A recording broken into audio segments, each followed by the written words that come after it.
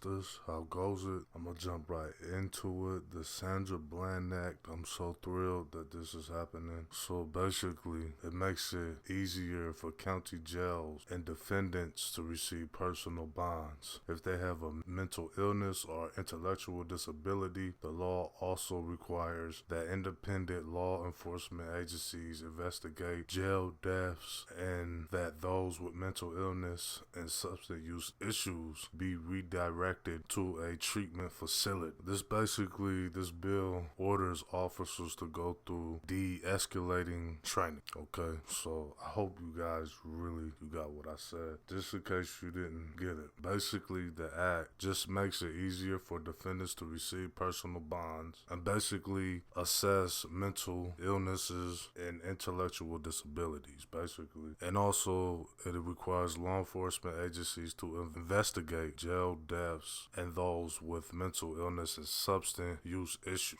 Also, this act has officers go through de-escalating training, some type of de-escalating training. So I just want to get my take on it. I think this shit really doesn't, if you really think about this shit, it doesn't really sound like an act. It really sounds like some shit that cops should already be doing.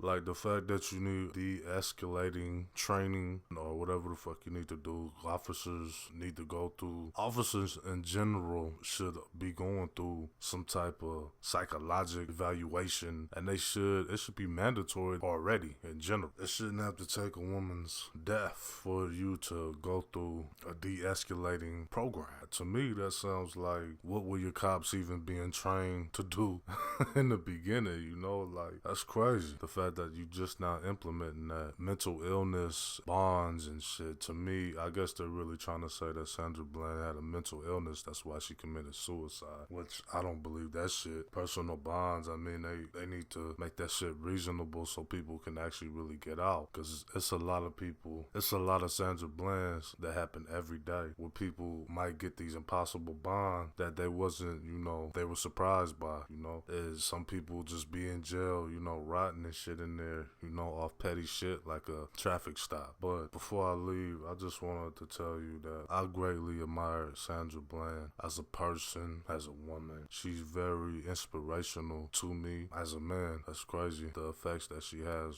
on me, because she's actually one of the first, I don't know if you want to call it, civil rights leaders.